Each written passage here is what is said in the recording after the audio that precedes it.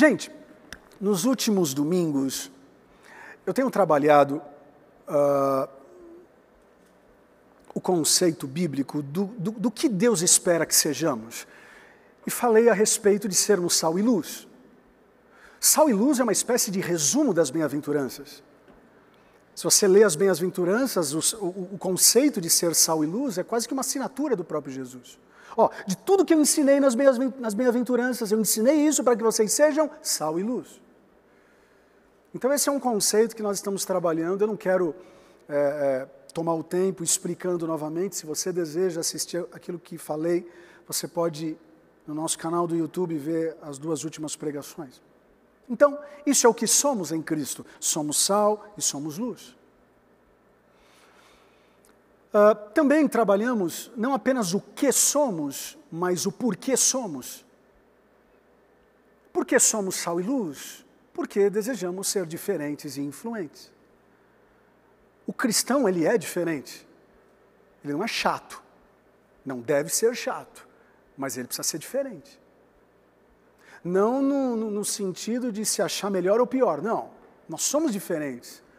Os nossos princípios bíblicos, eles consolidam a nossa fé e a gente precisa ser diferente do mundo. O próprio Jesus disse, um capítulo depois, bem-aventuranças estão no capítulo 5, no capítulo 6, Jesus disse, não sejam iguais ao mundo. Somos diferentes. Mas, ao mesmo tempo, precisamos ser influentes. O que adianta sermos diferentes se essa diferença vai trazer uma espécie de repulsa das pessoas que não são cristãs? Então, precisamos ser diferentes, precisamos ser influentes. Então, trabalhamos o que somos, trabalhamos o porquê somos, e no domingo passado trabalhamos o como somos. Como que a gente, então, entendendo o que a gente é, entendendo o nosso porquê, como que a gente sai dessa figura de linguagem sal e luz e começa a ter práticas daquilo que Deus espera da gente?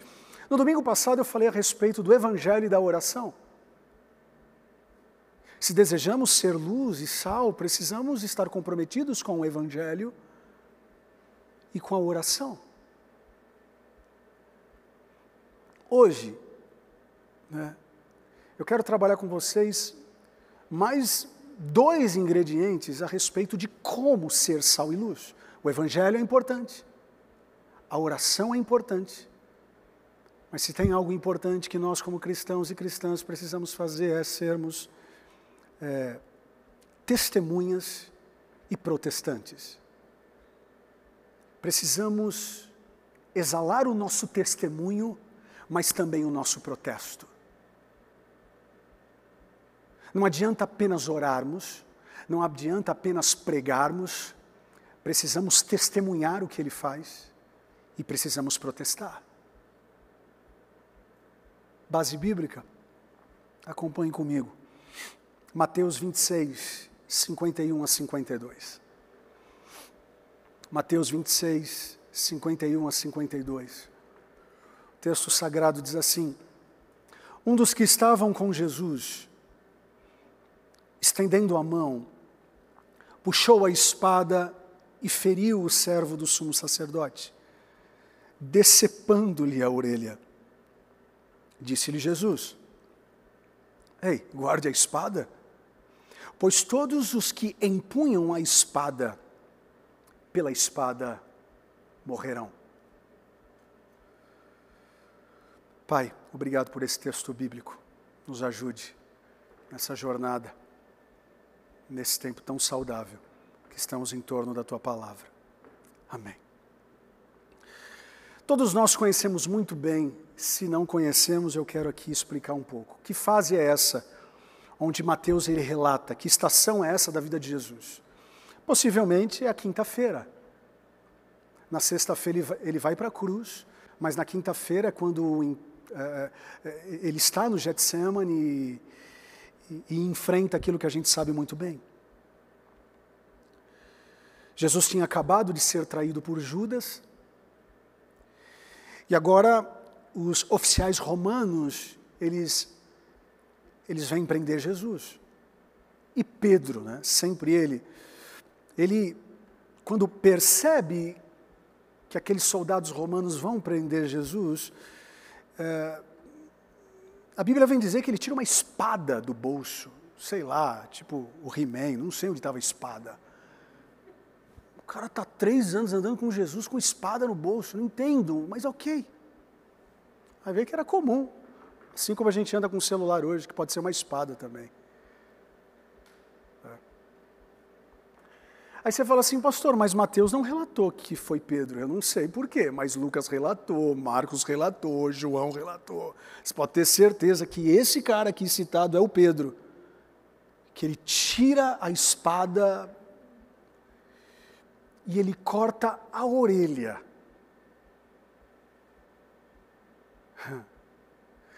Tem gente que pergunta, pastor, por que ele foi cortar a orelha? Eu falei assim, sabe de nada, inocente. Ele foi tirar o pescoço do cara. Você pode ter certeza que ele errou. Não é possível. Rodrigo, você tem base bíblica para isso? Não, não tenho base bíblica. Mas se a gente conhece um pouquinho o Pedro, ele não foi tirar a orelha do cara. Você pode ter certeza que ele mirou no pescoço. Quando Jesus vê aquela cena, porque ele já está enfrentando uma fase delicada, e ele tem que resolver os problemas de Pedro até quando ele não precisava. Se tem alguém que estava precisando de ajuda ali, não nesse estilo, era Jesus. Então Jesus agora ele tem que colocar 2 coisas no lugar. Uma é a orelha e outra o propósito dele. A orelha foi muito mais simples. Colocou. O problema foi colocar no lugar para o Pedro entender o propósito pelo qual ele estava lá. E eu quero ler com vocês agora o trecho inteiro, até o versículo 56. Um dos que estavam com Jesus, o Pedro, estendendo a mão, puxou a espada e feriu o servo do sumo sacerdote, decepando-lhe a orelha. Disse-lhe Jesus, guarda a espada, pois todos os que empunham a espada pela espada morrerão. Você acha que eu não posso pedir a meu Pai, e Ele não colocaria imediatamente à minha disposição mais de 12 legiões de anjos? Como então se cumpririam as Escrituras que dizem que as coisas deveriam acontecer dessa forma? Naquela hora, Jesus disse à multidão, estou eu chefiando alguma rebelião? É testemunho e protesto, é coisa linda aqui. Estou eu chefiando alguma rebelião para que vocês venham prender-me com espadas e varas? Ei, todos os dias eu estava ensinando no templo e vocês não me prenderam, mas tudo isso aconteceu para que se cumprissem as Escrituras dos profetas. Ou seja, Jesus teve a capacidade de ser sal e luz na sua pior fase aqui na terra, testemunhando contra os seus inimigos e protestando contra Pedro. Agora, o testemunho dele, e principalmente o protesto de Jesus, não é esse protesto que a gente consome, né, politicamente, religiosamente, essa loucura toda que a gente tem vivido desde que o mundo é mundo. Não, o protesto de Jesus, o testemunho de Jesus é algo pacífico, algo digno e algo pedagógico. Agora, se Jesus baixou as armas em seu testemunho e protesto, por que nós teimamos em fazer exatamente o oposto contra as pessoas que pensam diferente da gente? E eu emendo numa outra pergunta, como então exercer influência cristã sem qualquer tipo de espada na orelha ou faca na orelha, dentro de um mundo tão plural contra o nosso, ou dentro de um mundo tão plural quanto o nosso?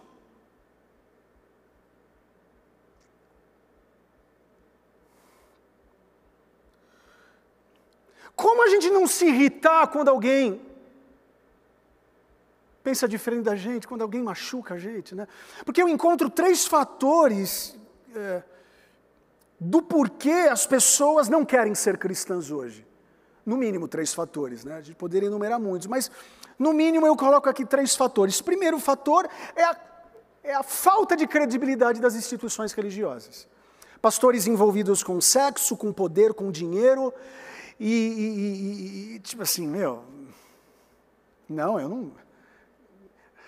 não vou querer ser cristão, não quero ser crente. E infelizmente muitos têm razão, porque é um vexame o que a gente tem visto, não é de agora.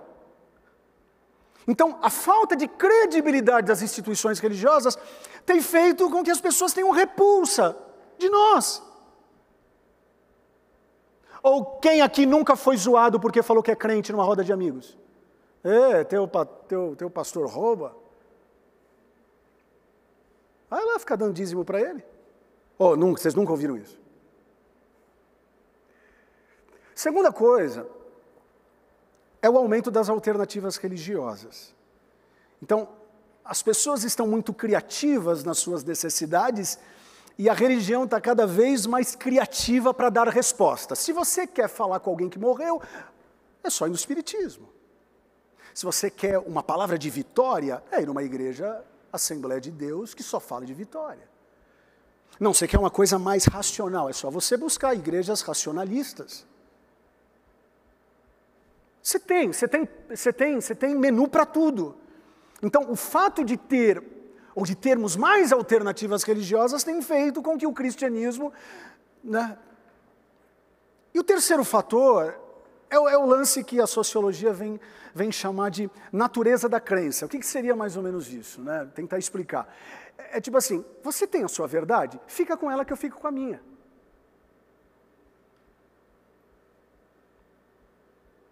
Ou quem nunca ouviu esse tipo de coisa? Né? Para de falar, você tem a tua verdade, eu tenho a minha. Então, como que a gente se posiciona se a instituição religiosa está ruim, a sua imagem lá fora? Como que a gente se posiciona se as oportunidades religiosas, se a criatividade está grande em ser religião?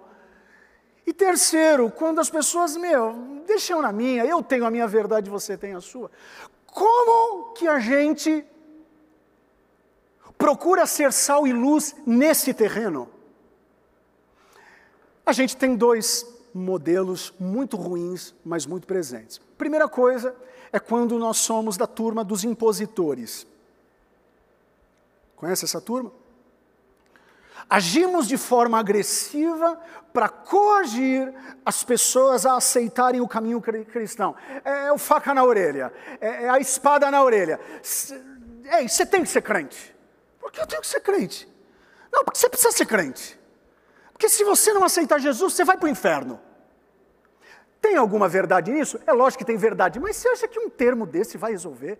Pode resolver para 1, para 2, para 3, mas será que o evangelho é tão pobre para a gente ganhar as pessoas pela ameaça?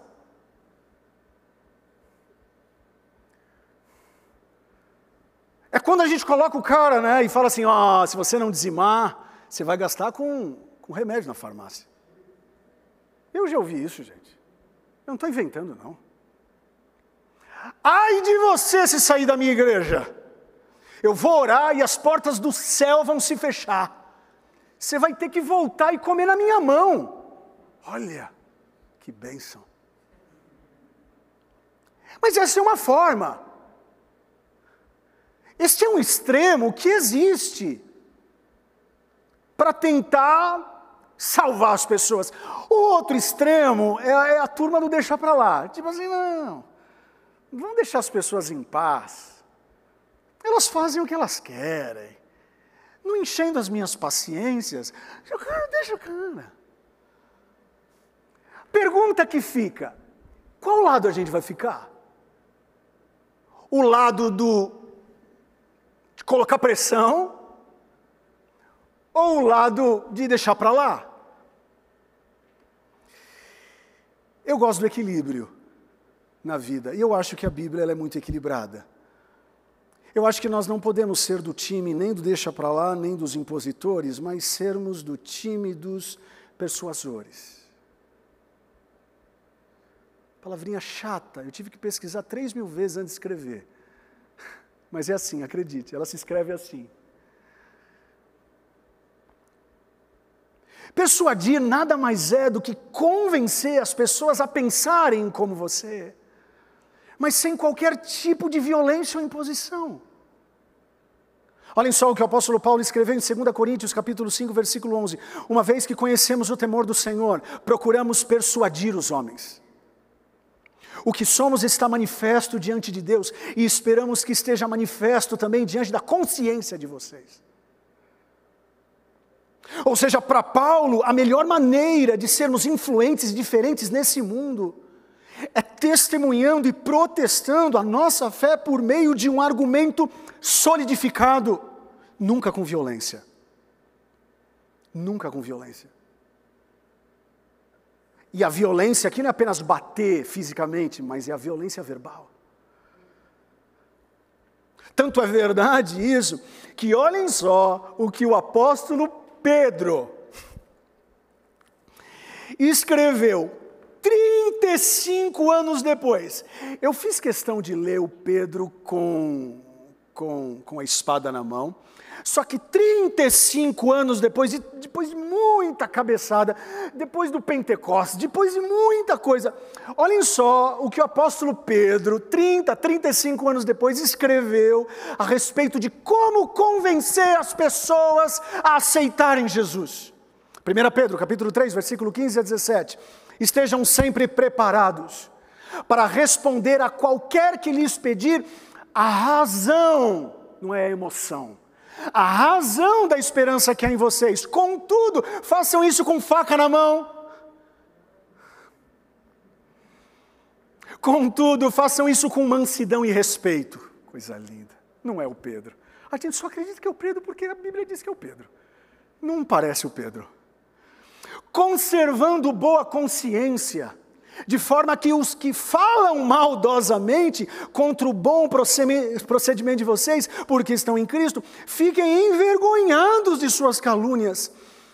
É melhor sofrer por fazer o bem, se for da vontade de Deus, do que fazer o mal. Coisa linda, isso é cristianismo puro. O novo Pedro defende agora que o melhor testemunho e protesto vem com a ética da persuasão. E nesses 2 versículos, eu no mínimo aprendo 2 coisas, né? A respeito de como a gente pode ser diferente e influente, né? Uma das formas é quando nós respeitamos a natureza de Deus. Quer saber como você pode ser influente, diferente nesse mundo tão plural? Primeiro, respeite a natureza de Deus. Se a natureza de Deus é pedir licença ao bater na porta para entrar num coração humano, por que nós teimamos em destruir a porta do coração das pessoas na ânsia de fazermos elas pensarem como a gente? Isso não tem a ver com o Pai, isso não tem a ver com o Filho, isso não tem a ver com o Espírito Santo. Nós precisamos respeitar quem Deus é. Isso vale para o teu filho que mora com você, isso vale para o rapaz que trabalha com você, que você quer que ele aceite a Jesus, isso vale para todo mundo. Respeite a natureza de Deus, que se Deus não colocou o pé na porta ainda dele, quem é você para colocar? Quem é você para tirar a faca do bolso e dizer, agora é a hora, porque Deus falou, e Deus falou nada. É porque você não aguenta mais ele te dá trabalho, isso é uma outra coisa. Segunda coisa é respeitarmos a consciência das pessoas. Se tem uma igreja que eu sonho, é a igreja que respeita o pensamento das pessoas. Se Jesus Cristo respeitou a consciência das pessoas, por que faríamos diferente? Eu me lembro daquele jovem rico quando chega para Jesus. Gente, cá entre nós, ali foi bola fora do ministério missionário de Jesus. Porque Jesus evangelizou ele, mas ele não aceitou. Se eu sou Jesus, eu falo, não, volta. Eu vou te contar uma outra parábola. Não entendeu? Volta! Vou te contar, vou escrever, vou desenhar. Não! Ele respeitou a consciência daquele menino. A consciência do outro pode ser forte, quer dizer, bem instruída e de acordo com aquilo que a gente pensa, né? Mas ela pode ser fraca, excessivamente escrupulosa, cheia de dúvidas, mas não importa. Seja a condição da consciência de uma pessoa que se relaciona com a gente, ela precisa ser respeitada, ainda que ela esteja errada. Vocês estão aqui comigo, sim ou não?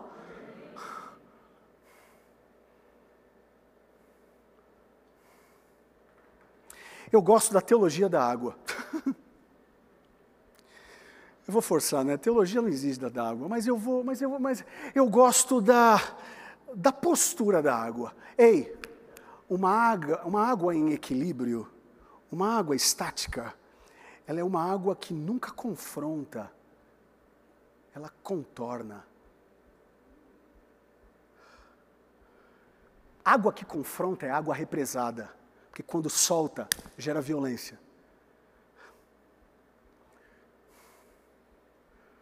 Eu não acredito numa igreja represada. Eu acredito numa igreja equilibrada. Uma igreja de pessoas que vêm aqui e falam, não vou com a cara do sueiro, eu estou aqui não sei porquê, mas vou ouvir ele. E ela não vai sair daqui com nenhum tipo de extremismo. Eu vou pregar um texto, eu só estou deixando Deus ministrar no meu coração. Deixa eu falar uma coisa, Satanás gosta dos extremos.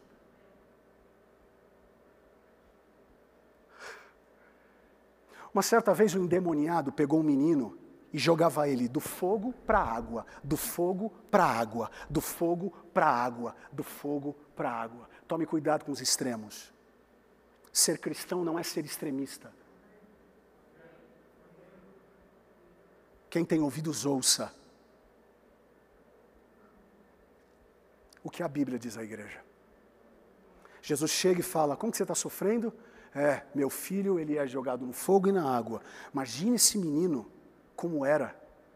Que Satanás, ele faz isso na sociedade. Se não está certo aqui, está tudo errado ali. Se não está tudo errado ali, não, nós somos o sal da terra. Nós não somos a pimenta da terra. Eu prometo que eu não chamo mais vocês para estarem aqui comigo, não. Vocês estão muito quietinhos.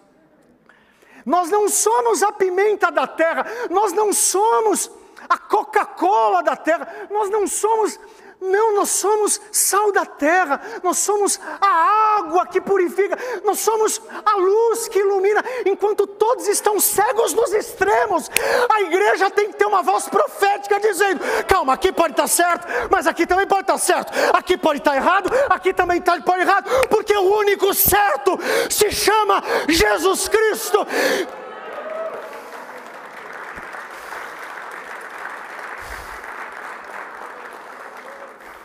Acabei com o meu sermão que eu ia pregar. Eu ia pregar um dia com esse sermão e não prego mais. Já preguei o texto.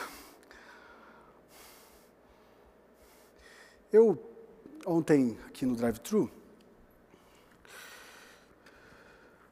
eu estava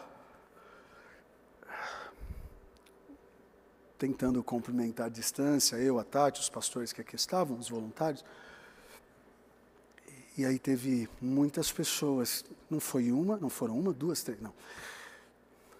Pessoas que falavam, pastor, eu nunca entrei aí dentro, queria tanto um dia cultuar. Como é difícil isso para mim, gente. Eu tento aqui, às vezes, ficar numa postura um pouco mais, mas é muito difícil para mim. Proibir as pessoas de entrarem na casa de oração, como é difícil para mim. Se eu estou errado, deixa que Deus, Ele vai me corrigir. Mas eu prefiro errar pelo excesso de cuidado. Eu não gosto dos extremos. Eu quero o equilíbrio. E uma das famílias, a família disse para mim, pastor, obrigado. Se eu não me engano, acho que eles vieram, um domingo só, enfim. Em 5 minutos, para o pânico do Jack, que estava aí, não queria deixar o trânsito acontecer. Estou de olho, Jack. Ela contou o testemunho. E eu falei, por favor, amanhã eu vou pregar sobre testemunho e protesto. Você não pode mandar o seu testemunho? E ela mandou, e eu queria compartilhar com vocês. Porque a igreja primitiva era a igreja que valorizava o testemunho. Eu acho que essa é uma das grandes falhas que nós temos na ADAI. Contar poucos testemunhos daquilo que Deus tem feito em vocês e através de vocês. Que a paz do Senhor Jesus esteja com vocês. Hoje venho compartilhar o meu testemunho para a honra e glória do Senhor Jesus. Somos uma família pequena, meu esposo Adonai, já começou bem o nome do cara, hein? Meu esposo Adonai e eu, Josié, minha filha Valentina e Henrico. Eu tenho uma pequena agência de viagens e meu esposo trabalha em uma empresa de papel e celulose. Conhecemos a Adai em fevereiro de 2020. Fevereiro de 2020. Há muitos anos estava em oração para que Deus me mostrasse onde deveria servi-lo. Conhecemos algumas casas de oração, onde ficávamos um pouco, mas sempre um de nós não estava completamente satisfeito. Foi quando uma noite rasguei o meu coração a Deus e pedi que Ele me mostrasse o lugar, porque eu não queria servir sozinha. Quando acordei no dia seguinte, fui dar uma olhada no Instagram e apareceu para mim a Adai. Olhem só a importância das redes sociais. Fui dar uma olhada no Instagram e apareceu a Adai. Eu entrei para ver o que era de comer. Não, mentira, eu coloquei de comer. E era uma igreja a 10 minutos da minha casa, com vários horários de culto. Falei para o meu esposo, vamos agora. Conseguimos pegar o culto das 9 e assim fizemos. Quando saímos do culto, entramos no carro. Meu esposo e minha filha falaram, mamãe, é aqui? Meu coração se encheu de alegria. E detalhe, meu esposo ainda não é batizado, mas é muito temente a Deus e sempre me acompanhou. Frequentamos a Adai 1 mês e meio e veio a pandemia. E com ela o meu trabalho parou por completo. De março a setembro não tive nenhuma entrada financeira, zero. Continuamos cultuando online, participei do curso Alfa com a pastora Evelyn, onde mantive comunhão com as irmãs e me senti muito cuidada. Embora eu não estivesse tendo nada de entrada financeira, a paz que eu sentia no meu coração era algo inexplicável. E ver como Deus estava cuidando de tudo, providenciando tudo, a impressão que tínhamos era que o salário do meu esposo tinha dobrado, uma bênção. Em setembro, foram aparecendo algumas viagens pontuais e, por fim, fechamos o ano com poupança. Nunca tínhamos conseguido poupar antes. Só Deus. Janeiro parou tudo de novo para mim. Mas estava em paz, e quem tem paz, tem tudo. Desde o ano passado, eu orava para Deus levantar o meu esposo no trabalho. Ele é muito esforçado e dedicado em tudo que faz, é muito querido onde trabalha. Mas os planos de Deus são maiores do que os nossos. Em abril deste ano, ele recebeu uma ligação do chefe que seria desligado da empresa. Mas, irmãos, que empresa que comunica em abril que vai ser mandado em junho embora, dando tempo para ele buscar uma nova oportunidade? E ainda assim o chefe disse que acionaria os outros contatos para ele conseguir um emprego, no momento em que ele foi demitido. Confesso que chorei. Mas 20 minutos depois veio aquela paz e a voz de Deus que dizia, você não estava orando pelo seu esposo? Espere e confie. E assim fiz, continuei orando e tinha certeza absoluta que daria tudo certo, para que o nome do nosso Deus seja exaltado. Meu esposo foi contratado com um salário 50% acima do que ele tinha, sem nem ter sido desligado ainda. A segunda bênção é que sempre tivemos o sonho de ter um apartamento maior, de 3 dormitórios, moramos em um bem pequeno e com a chegada do Henrico, há 2 anos, ficou ainda menor. Devido à pandemia, nem estávamos pensando mais nisso. Quando Deus, mais uma vez, nos surpreende, aparece uma super oportunidade, no meio da pandemia, compramos o nosso apartamento de 3 dormitórios. E para encerrar, eu fiz o desafio destemida com a pastora Tati. E uma das coisas que aprendi é que temos que ser corajosas. E ela propôs um desafio e eu fiz. Liguei para uma cliente, ela dona de uma agência de viagem, não se esqueça. Liguei para uma cliente, com a cara e a coragem, ofereci uma viagem no meio da pandemia. Uma semana depois me ligou, fechou a viagem, indicou para outra amiga, ou seja, os meus próximos meses estão garantidos. Sou muito grato a Deus por ter me alcançado, por ter me levado para Adai e por toda a paz que eu sinto em meu coração. É uma honra para mim ser dizimista, uma honra para mim ser ofertante na casa de Deus e retribuir, ainda que de forma pequena, todas as bênçãos que Deus tem nos dado. Um agradecimento especial à pastora Evelyn. Olhem só a importância do pequeno grupo. Um agradecimento especial à pastora Evelyn, que segurou a minha mão, sempre com tanto carinho, e ao pastor Rodrigo e Tati, por transbordarem esse amor. Vocês não podem imaginar o quanto minha família está sendo transformada através da vida de vocês. Minha oração é para que Deus cuide e zele da vida de vocês todos os dias e tenham forças e coragem para continuar alcançando e transformando vidas como a nossa. Testemunho, protesto pacífico contra o sistema. Maior é aquele que está com a gente do que aquele que está no mundo. A minha oração do fundo do meu coração, gente, é que possamos ser uma igreja disposta a influenciar a consciência pública das pessoas. Sim, uma Assembleia de Deus que talvez não seja mais barulhenta. É bem verdade, a DAI não é a Assembleia de Deus mais barulhenta que você já entrou, a não ser quando o baterista toca. Talvez não é a Assembleia de Deus mais pentecostal, mas é uma Assembleia de Deus que está procurando respeitar a consciência dessa nação. Assim como muitas igrejas saudáveis estão fazendo. Que não possamos ser do time da faca, né? Onde o ódio se veste de amor, apenas o discurso. Mas que também não possamos ser a igreja do laissez-faire, né? A igreja do deixa para lá, onde cinicamente a gente vê o mundo se lascar. Não, que possamos ser do time de pessoas que pregam, que oram, que testemunham, que protestam, mas sempre respeitando a natureza amorosa de Deus e respeitando a consciência das pessoas. Essa é a igreja que eu encontro na Bíblia. Uma igreja que começou lá em Nazaré, falando de amor a Deus e amor às pessoas. E uma igreja que deve continuar exatamente nesse mesmo viés, nesse tempo. Uma igreja que ama a Deus, serve as pessoas e influencia o mundo. Essa é a igreja que eu sonho. É a igreja onde os céticos se sintam bem aqui dentro. Eu sonho com uma igreja onde casais homossexuais, eles vão entrar e vão falar: o que tem aqui dentro? Eu sonho com uma igreja onde os mentirosos, safados, sem vergonhas, aqueles que o mundo não quer, eu sonho com uma igreja que eles, ao entrarem aqui, falem: o que está acontecendo? Eu sonho com uma igreja dos perdidos, não dos achados. Eu sonho com uma igreja onde aqueles que entram de um jeito, pelo amor e carinho nas palavras, saiam de outro jeito.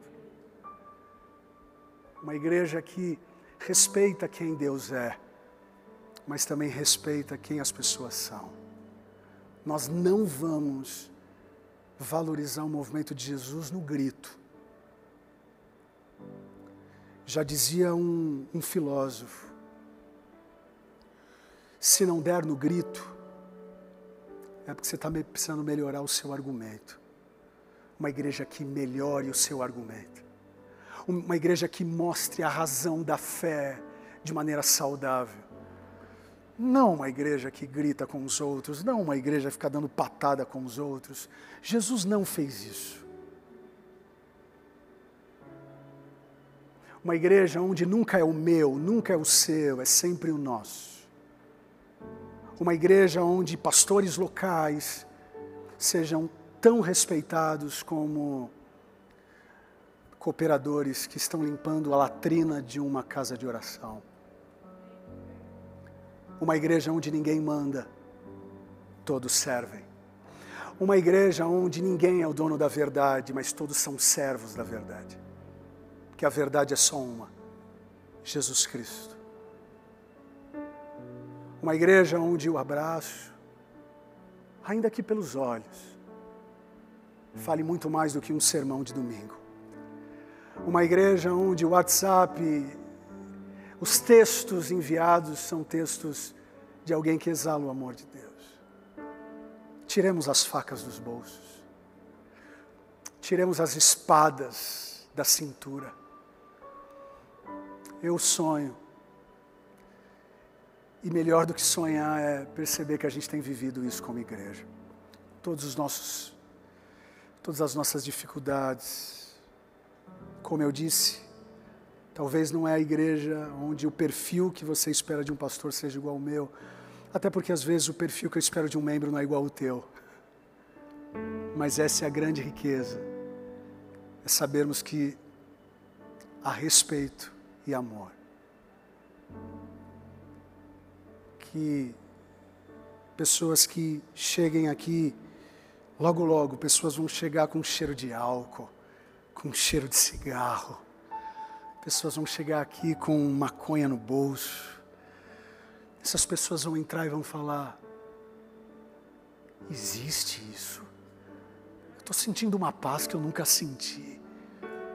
É porque a gente prega o Evangelho, é porque a gente canta o Evangelho, é porque a gente ora, é porque a gente testemunha, é porque a gente protesta contra o mal. A gente não protesta contra as pessoas. Quando Jesus olha para Pedro, Ele não diz: para trás de mim, Pedro. Ele diz: para trás de mim, Satanás. Satanás, você vai, mas Pedro, você fica. Quando os homossexuais entrarem, a homossexualidade pode ir, mas a pessoa fica. Que as pessoas que estiverem aqui com mamado, que o alcoolismo vá, mas que a pessoa fique. E ainda que ela precise crescer, até porque todos nós temos algum erro. A nossa diferença é porque os nossos erros são diferentes. Só. O teu pecado só tem nome diferente do meu, mas é pecado do mesmo jeito. E ainda assim a graça dele, ainda assim o poder dele tem se aperfeiçoado em nossa fraqueza. É essa igreja que nasceu em Nazaré, é essa igreja que nasceu no Pentecostes, é essa igreja que diz: vinde a mim, quem está cansado, quem está sobrecarregado, quem está em pecado, e eu trarei alívio. Uma igreja que respeita a Deus e respeita as pessoas. Você pode, feche seus olhos. Deus, que possamos tirar as facas da cintura, as espadas da cintura. Que as pessoas que não te conhecem tenham prazer de estar aqui. E ao estarem aqui, possam ter um encontro verdadeiro com o Senhor. Deus, eu acredito nessa igreja.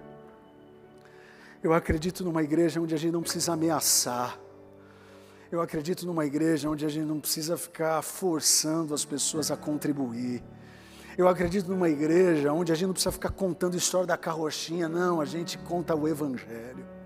Eu acredito numa igreja que valoriza a semana de jejum e oração, e ainda que jejue 15 minutos, mas tem um compromisso com o jejum e com a oração. Eu acredito numa igreja que se posiciona, não nos extremos, levando as pessoas ao fogo ou à água, mas uma igreja equilibrada, que é a consciência pública da nação, sendo sal e sendo luz. Uma voz profética, uma voz que não se ilude com as multidões dizendo crucifica-o, mas também não é iludida com a multidão que diz hosana. É uma igreja de discípulos e discípulas que amam a Deus acima de todas as coisas, servem as pessoas e têm a atitude profética de influenciar. Em nome do Pai, em nome do Filho e do Espírito Santo, Pai. Se vocês podem, se coloquem em pé, por favor.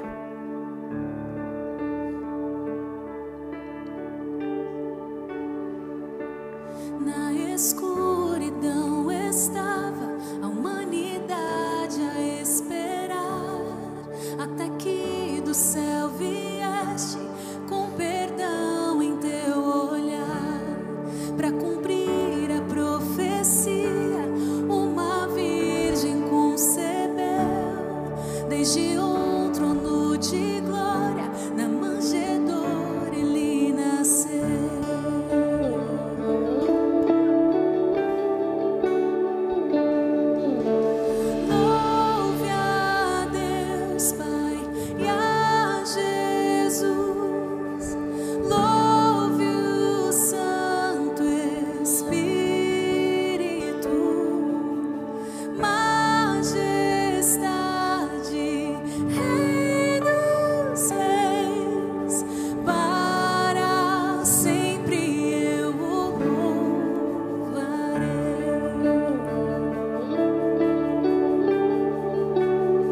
olha só.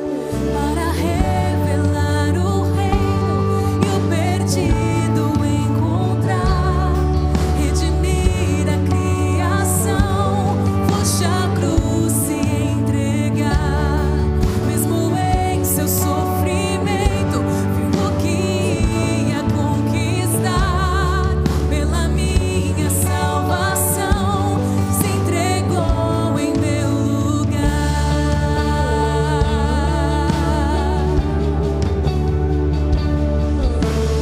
Louve a Deus Pai e a Jesus, louve o Santo Espírito, majestade, Rei dos Reis, para sempre eu o louvarei.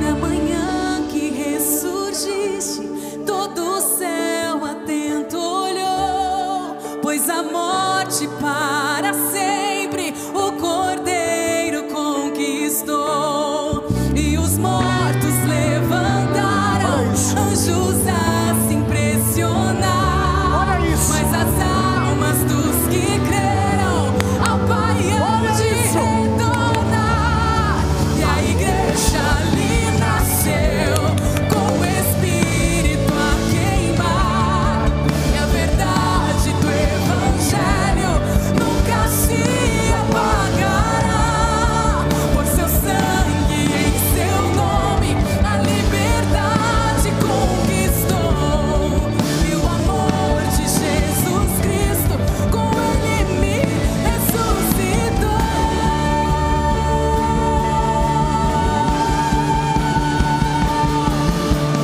Louve a Deus Pai e a Jesus, louve o Santo Espírito, majestade, Rei dos Reis, para sempre eu o louvarei. Louve a Deus Pai e a Jesus, louve o Santo Espírito, majestade, Rei dos Reis, para sempre eu o louvarei, para sempre eu o louvarei. Glória a Deus. Ei, eu já passei todos os meus horários. Eu não posso ver gente que eu me empolgo. Mas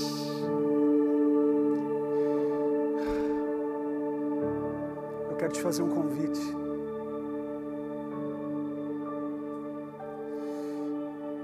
Eu não quero te impor nada, não quero nem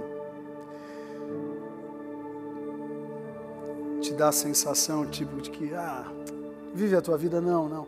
Eu quero tentar te persuadir, sabe? Da maneira mais cristocêntrica, sem ameaça, sem violência. Já basta esse mundo violento que a gente tá e os discursos violentos. Não, não quero isso não. Eu quero te oferecer um Salvador. Mas só reconhece um Salvador quem primeiro reconhece que está perdido. Se você deseja aceitar Jesus como teu único e suficiente Salvador, pouco importa como você chegou nesse link. O importante é como você vai sair. As portas da graça, elas estão abertas. Eu não sei qual foi o teu passado, não sei qual tem sido o teu presente, mas eu tenho absoluta convicção de como pode ficar o teu futuro tudo isso que eu acabei de pregar eu acredito. Eu acredito numa igreja que diz mais vem do que não, entende? Que quando vem a verdade do Evangelho é pregada, a oração, o testemunho, as canções, o que convence o homem do pecado e do juízo é o Espírito Santo. Eu não tenho que ficar fazendo força, não. Minha função é pregar o Evangelho. Então, se você deseja aceitar Jesus, eu não sei onde você está, não sei quando, não sei. Esse túnel do tempo do YouTube, eu nem imagino se você está assistindo ao vivo, se você vai assistir em 2040, sei lá. Mas nesse momento, aceite a Jesus. Ele te ama muito, muito. Sim, nós precisamos orar, sim, nós precisamos pregar o Evangelho, sim, nós precisamos protestar, sim, nós precisamos testemunhar, mas todas essas coisas sejam feitas em respeito a Deus, em respeito às pessoas. Não é o discurso politicamente correto dentro das Assembleias de Deus, mas é o discurso que eu acredito que seja o mais bíblico possível. Então, que Deus te abençoe. Se você pode, repita comigo essa oração. Diga: Senhor Jesus, eu te recebo como único, suficiente Salvador da minha vida. Perdoe os meus pecados. Escreve o meu nome no livro da vida. Com a minha boca confesso, com meu coração acredito que Jesus veio em carne, habitou entre nós, fez muitos milagres, morreu, ressuscitou e em breve voltará. Amém. Se você está voltando a Jesus, ou se você está aceitando, coloque aí no chat: estou aceitando, estou voltando. Nós temos um time de pessoas que deseja te acolher do jeito que você está, do jeito que você está. A gente ama muito sua vida. Que Deus abençoe vocês que estiveram aqui. Ainda estamos aí no desafio de ajustar as nossas operações, de ajustar a nossa logística. Mas em breve, muito em breve, estaremos aqui para celebrarmos Colorado, São Bernardo, Santos. Online é isso mesmo. Online é isso mesmo. Mas muito em breve estaremos juntos. Antes de dar a bênção apostólica, eu quero avisá-los que, para quem está nos assistindo online, que logo após a bênção vai aparecer aí um clipe da música Lugares Altos, que a nossa orquestra preparou.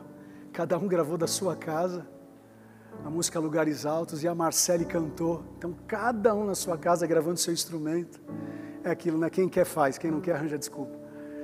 Enfim, então carinhosamente você que está no YouTube, assista depois da bênção apostólica esse clipe feito com muito carinho pela orquestra da ADAI. E vai entender, a orquestra da ADAI nunca tocou aqui, mas já tocou online.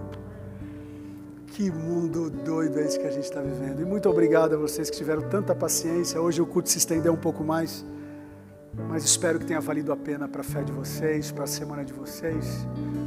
Com máscara e tudo, fala para quem está ao teu lado: tire a espada do bolso. Me ame, pelo amor de Deus.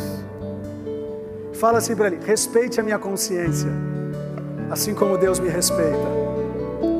Amém? Tudo certo? Estou esquecendo alguma coisa? Tudo certo? Que a graça de Jesus, o amor do Pai, a comunhão e as consolações do Santo Espírito sejam com todos, e todos digam amém. Aplauda Jesus, aplauda Jesus, aplauda Ele, a Ele a honra, a Ele a glória. Aleluia. Deus abençoe. Vamos com Deus.